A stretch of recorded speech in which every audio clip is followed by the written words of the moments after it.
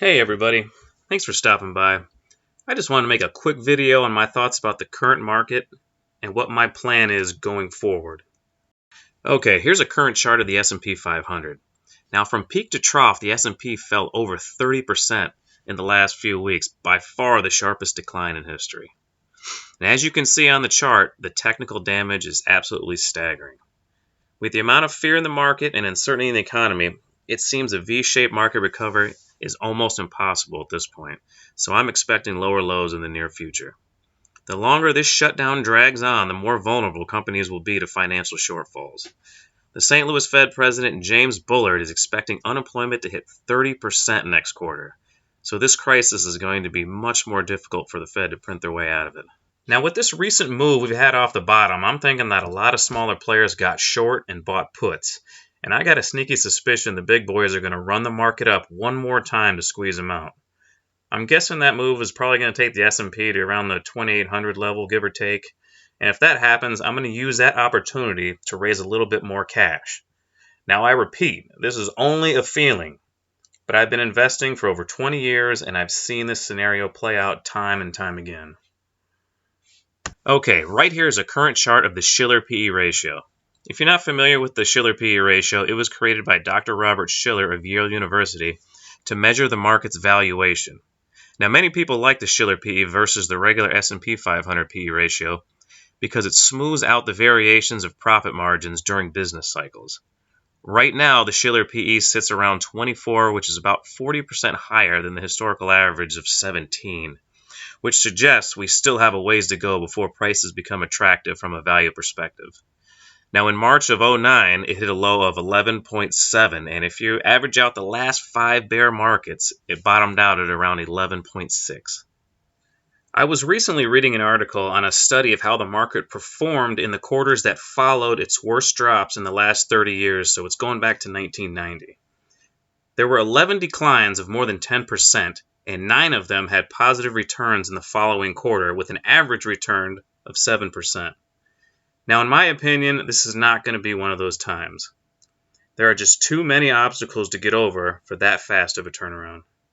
Now, it's looking like one of the industries that are going to get hit the hardest during this financial crisis is the auto industry.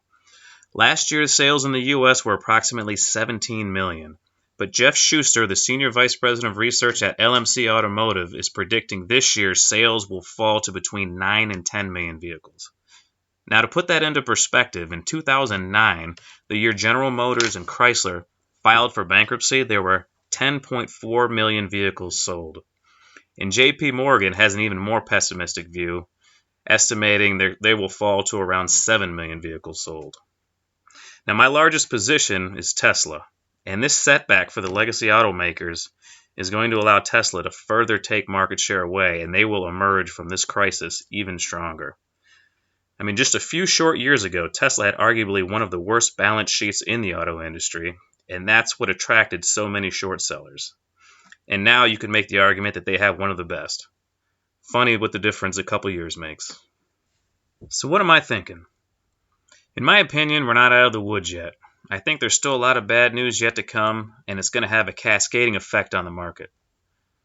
In the months to come, there's going to be huge earnings misses, there's going to be a ton of downgrades, and eventually some bankruptcies. And I don't think it's even close to being all priced in yet. But guess what? That's what happens in bear markets. Right now, you need to be putting in the work to identify great companies that will emerge from this even stronger and take advantage of the lower prices. You need to create a plan on how you want to take that action, because a plan created beforehand is going to help you focus on the opportunities when they come along and keep your emotions at bay when the sky is falling. Now, I raised some cash before the meltdown, but not as much as I should have. Well, hindsight's 20/20, right?